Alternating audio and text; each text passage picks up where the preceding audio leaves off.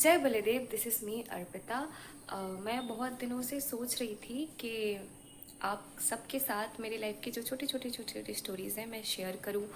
और लेकिन दो चीज़ है जो मैं कर नहीं पा रही थी। एक तो है करेज की कमी, मुझ में वो करेज ही नहीं आ रहा था कि मैं स्टार्ट करूं। सोच रही थी कि लोग क्या सोचेंगे, क्या होगा क्या नहीं। और दूसरा है परफेक्शन। मुझे हर टाइम लगता था कि लाइट नहीं है, अच्छा ड्रेस नहीं है, ये नहीं है, वो नहीं है, अभी नहीं करेंगे, बाद में करेंगे। तो ऐसा करते करते this is my day 6 of cooking by my self. Cooking by my self अभी इसका मतलब है, फर्स्ट मैं बोल देती हूँ,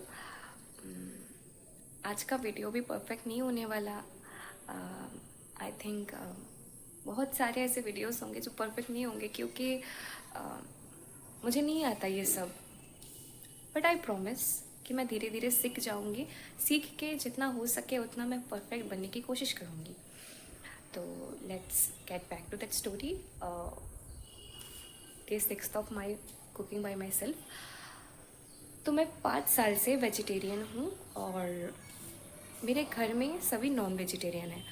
तो मुझे टाइम नहीं मिलता था, तो इसलिए जिस स्टोव में जिस चूल्हे में नॉनवेज बनता था उसी चूल्हे में मेरे लिए मेरी मम्मी वेज कुक कर देती थी। वो भी इतनी आसानी से नहीं हुआ, बहुत स्ट्रगल के बाद घर वाले माने। दो वो स्टोरी अलग दिन बताएंगे। आज की स्टोरी तो 5 साल तक, लिटरली 5 साल तक मैं उसी स्टोव में मेरे लिए खाना बनता था। और मैं बहुत ज़्यादा कोशिश कर रही थी ताकि मैं खुद टाइम निकाल सकूँ, खुद खाना बना सकूँ, खुद जो मैं खाती हूँ एटलीस्ट मैं भगवान को भोग लगा के फिर खा सकूँ। तो इतने दिन तक मैं यही सोचती रह गई कि मेरे पास टाइम नहीं है, कर नहीं सकती, छोड़ो और कुछ दिन खा लेते हैं, जब खुद का कुछ हो जाएगा फिर करेंगे। लेकिन by the grace of Shri Baldev मुझे ये समझ में आ गया है फाइनली कि हमारी लाइफ में प्रॉब्लम कभी ख़त्म नहीं होंगी। हमारी लाइफ में परफेक्ट सिचुएशन कभी नहीं आएगा। तो अगर कुछ अच्छा सोचा है तो जस्ट स्टार्ट फ्रॉम नाउ, अभी से ही करना शुरू कर दो, क्योंकि परफेक्ट टाइम कभी नहीं आने वाला। तो बलदेव की कृपा से मैं आज मेरा 6th डे है, मैं खुद खाना बना रही हूँ। उतना अच्छा नहीं बनता, राइस कभी ज़्यादा कुक हो जाता है तो कभी कम कुक होता है। और करी बनाती हूँ तो नमक डालना भूल जाती हूँ, मिर्च डालना भूल जाती हूँ। दो मैं खुद करती हूँ और मुझे पता है कि भगवान मेरा हेल्प करेंगे।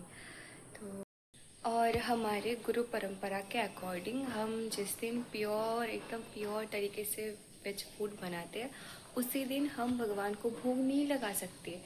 एक बहुत लंबा पीरियड है, बहुत लंबा, बहुत काइंड ऑफ मैं एक अंदाज़ा देती हूँ।